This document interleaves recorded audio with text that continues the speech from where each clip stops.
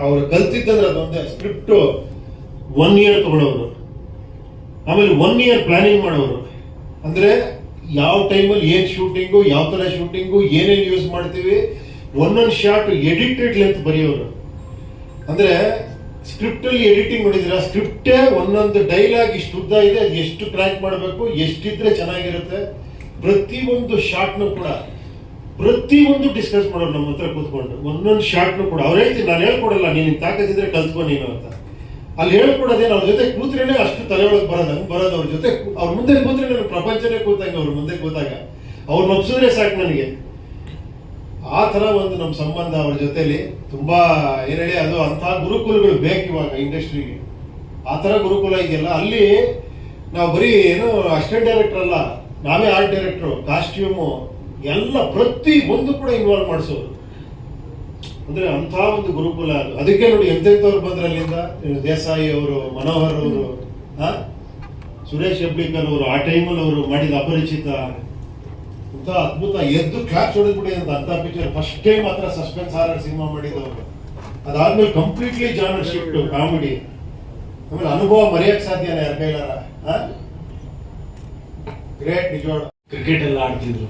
Cricket ಎಲ್ಲ ಆಡ್ತಿರ್ಬೇಕಾದ್ರೆ ನಾನು ಅಲ್ಲಿ ತುಂಬಾ ಚಿಕ್ಕವನು, ನನ್ನ ನಾರ್ಮಲಿ ಸೇರಿಸ್ಕೊಂತಿರ್ಲಿಲ್ಲ. ಒಂದ್ ದಿವಸ ಹಿಂಗೆ ಹತ್ಕೊಂಡು ಬರ್ತೀನಿ ಮೇಲ್ಗಡೆ ಅಪ್ಪ, ಉಪೇಂದ್ರ ಸರ್ ಎಲ್ಲ ಕೂತಿರ್ತಾರೆ, ಎಲ್ಲ ಡಿಸ್ಕಷನ್ ಮಾಡ್ತಾ ಇರ್ತಾರೆ. ಅಪ್ಪ ಏನಾಯ್ತು ಅಂತ ಕೇಳ್ತಾರೆ, ಹಿಂಗೆ ಸೇರಿಸ್ಕೊಂಡಿಲ್ಲ ಕ್ರಿಕೆಟ್ಗೆ ಅಂತ. ಅಂತ ಅಳ್ತೀನಿ. ಅಲ್ಲಿ ಏನೋ ಡಿಸ್ಕಷನ್ ನಡೀತಿರುತ್ತೆ, ಆ ಅಪ್ಪಂಗೆ ಇರಿಟೇಟ್ ಆಗುತ್ತೆ. ತಕ್ಷಣ ಸರ್ ನನ್ನ ಕೆಳಗಡೆ ಬಾ ಅಂತ ಹೇಳಿ ನಾನು ಕರ್ಕೊಂಡು ಹೋಗ್ಬಿಟ್ಟು, ಯಾಕೋ ನನ್ನ ಆಡ್ಕೊಳ್ಳಲ್ಲ, ಆಡ್ಸೋಣ ಅಂತೇಳಿ ಆ ಟೀಮಲ್ಲಿ ನನ್ನ ಟೀಮಲ್ಲಿ ಮತ್ತೆ ಆಡಿಸಿ ಇದ್ ಮಾಡಿ ಅವ್ರು ಹೊಡ್ತಾರೆ. ಸೊ ಇದು ನನ್ನ ಚಿಕ್ಕಂದಿನಲ್ಲಿ ನಾನು ಆಫೀಸರ್ ನೋಡುವಂತ ಒಂದು ನೆನಪು. ಸೊ ಅಲ್ಲಿಂದ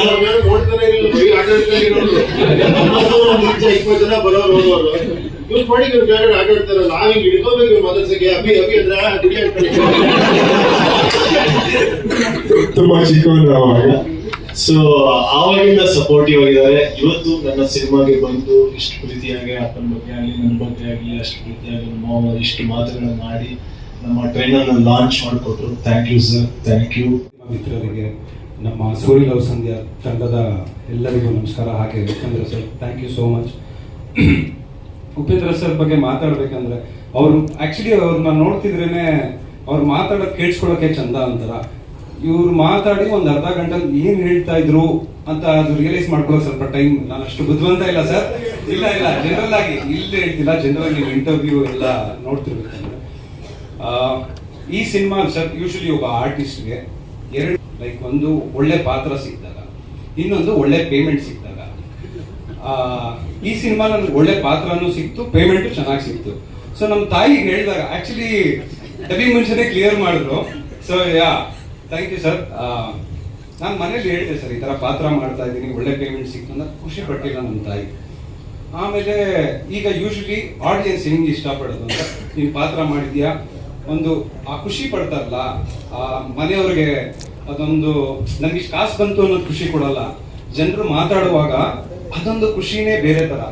ಸೊ ನೀವು ಒಂದು ಮಾತು ಹೇಳಿದ್ರಿ, ದುಬೈದು ಪ್ರೀಮಿಯರ್ ಆದ್ಮೇಲೆ ಇದಕ್ಕೆ ತುಂಬಾ ಜನ ಪ್ರೊಡ್ಯೂಸರ್ ಪಾತ್ರ ಕೊಡ್ತಾರೆ, ಕಾಸು ಕೊಡಲ್ಲ, ಹೋಗಿರ್ತಾರೆ ಖುಷಿ ಪಡಿ ಅಂತ.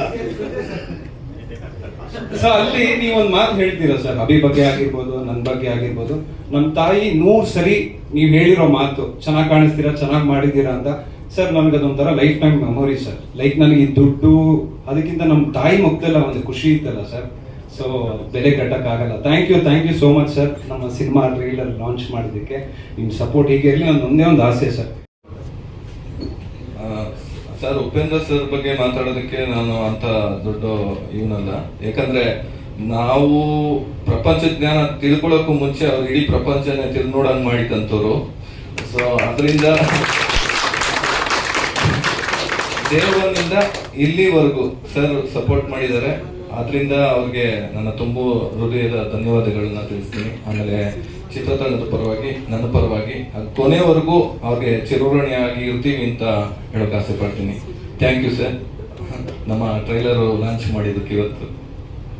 ಮತ್ತೆ ನಮ್ಮ ನಿರ್ಮಾಪಕರು ಬಗ್ಗೆ ಹೇಳೋದಾದ್ರೆ, ನಮ್ಮ ನಿರ್ಮಾಪಕರು ಮೊದಲನೇ ಒಂದು ಬ್ಯಾನರ್ ಅಲ್ಲಿ ನನ್ನ ನಂಬಿಕೆ ಇಟ್ಟು ಆ ಅವಕಾಶನ ಕೊಟ್ಟು ಈ ಸಿನಿಮಾ ಇಷ್ಟು ಸೊಗಸಾಗಿ ಮೂಡಿ ಬರೋ ಕಾರಣನೇ ನಮ್ಮ ನಿರ್ಮಾಪಕರು. ಅದಕ್ಕೆ ಅವರು ನನಗೆ ಅವಕಾಶ ಮಾಡಿಕೊಟ್ಟಂತ ನಮ್ಮ ನಿರ್ಮಾಪಕರಿಗೆ ನನ್ನ ತುಂಬು ಹೃದಯದ ಧನ್ಯವಾದಗಳು ಸರ್, ತಮಗೂ ಕೂಡ. ಮತ್ತೆ ಈ ಸಿನಿಮಾದಲ್ಲಿ ಇವತ್ತು ಪ್ರತಾಪ್ ಸರ್ ಒಂದ್ಸಲ ಸಿಕ್ಬಿಟ್ಟು ಹೇಳಿದ್ರು, ನಾನು ಅಭಿ ತುಂಬಾ ಕ್ಲೋಸ್ ಅಂತ. ಅದಕ್ಕೆ ಬಂದಿ ಸರ್, ನಿಮ್ಗೆ ದುಶ್ಮನ್ ಮಾಡ್ಬಿಡ್ತೀನಿ ಇದರಲ್ಲಿ, ಸಿನಿಮಾ ಮಾಡ್ಬಿಡ್ತೀನಿ, ಅವ್ರು ಇರೋ ನೀವು ವಿಲನ್. ಸೊ ಒಪ್ಕೊಂಡ್ರು. ಈ ಒಂದು ಸಿನಿಮಾ ಮಾಡುವಾಗ ಒಂದು ಲಿಮಿಟೆಡ್ ಬಜೆಟ್ ಅಲ್ಲಿ ಶೂಟಿಂಗ್ ಆಫ್ ಡೇಸ್ ಒಂದು ಲಿಮಿಟೆಡ್ ಬಜೆಟ್ ಅಲ್ಲಿ ಮಾಡುವಾಗ ಒಂದು ಚಾಲೆಂಜಿಂಗ್ ಇರುತ್ತೆ. ಏನಂದ್ರೆ ಆರ್ಟಿಸ್ಟ್ ಕೂಡ ಅಷ್ಟು ಚೆನ್ನಾಗಿ ಪರ್ಫಾರ್ಮೆನ್ಸ್ ಮಾಡಿದ್ರೆ ಮಾತ್ರ ನಾವು ಆ ಬಜೆಟ್ ಅಲ್ಲಿ ಸಿನಿಮಾ ಮಾಡಕ್ ಸಾಧ್ಯ ಆಗುತ್ತೆ, ಇಲ್ಲಾಂದ್ರೆ ಖಂಡಿತ ಆಗೋದಿಲ್ಲ.